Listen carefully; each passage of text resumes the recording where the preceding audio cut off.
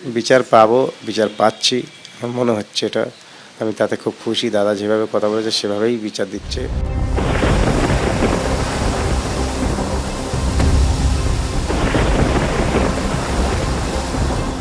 বারুইপুরে গণধর্ষণ খুনের ঘটনায় এনকাউন্টারে মৃত্যু হয়েছে মূল অভিযুক্ত প্রভাস মণ্ডলের। এতে নির্যাতিতার পরিবার যেমন খুশি, তেমনি কুকর্মের জন্য প্রভাসকে ধিক্কার জানাচ্ছেন তার মা ও স্ত্রী। পুলিশ সূত্রে দাবি, বারুইপুর কাণ্ডে মূল অভিযুক্ত প্রভাস মণ্ডলী। মেয়েটিকে প্রথমে নিয়ে যায় প্রভাসী, আটকে রেখে সেই নির্যাতন চালায়। বস্তা পুকুরে ফেলে প্রভাসী। রাত 4টার সময় কিন্তু আমরা ক্যাম্পে থেকে পুলিশ নিয়ে যাই। যাওয়ার পরে পুলিশ বউকে জিজ্ঞেস করলাম, মাকে জিজ্ঞেস করলাম, বললে ঘরে নেই। দেখছে ঘরের এক কোণে চুপচাপ বসে আছে। ভালো, ওই জায়গাতে আমরা আনলাম। পুলিশ সূত্রে দাবি, মঙ্গলবার গভীর রাতে পুনর্নির্মাণের সময় পুলিশের আগ্নেয়াস্ত্র ছিনতাই করে গুলি চালিয়ে পালানোর চেষ্টা করে প্রভাস। তখন এনকাউন্টারে মৃত্যু হয় তার।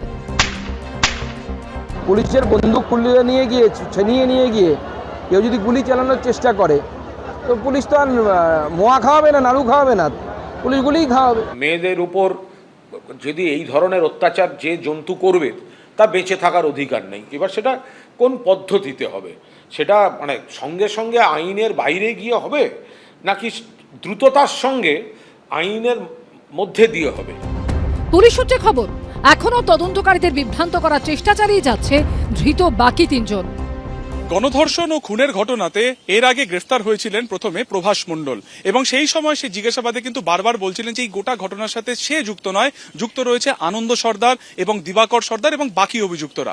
কিন্তু এনকাউন্টারের পরে এই মুহূর্তে জীবিত কাস্টাডিতে যারা রয়েছেন আনন্দ সর্দার, তার সাথে কিন্তু রয়েছে দিবাকর এবং অন্যদিকে কবির মোল্লা। তাই এই 3 জনকে জিজ্ঞাসাবাদ করে ঘটনাক্রম বোঝার চেষ্টা করছেন তদন্তকারীরা। যদিও আনন্দ সর্দার এবং বাকি অভিযুক্তরা কিন্তু এই মুহূর্তে তারা তাদের স্ট্র্যাটেজি বদলে তারা কিন্তু সমস্ত দোষ তারা চাপাচ্ছেন প্রভাস মণ্ডলের ঘাড়ে। তো এরকম যদি পুলিশের উপরে কেউ আঘাত করে বা আঘাত করার চেষ্টা করে, তো পুলিশ যেটা কাজ করে আত্মরক্ষার্থে, ওটা তো পুলিশ করবেই।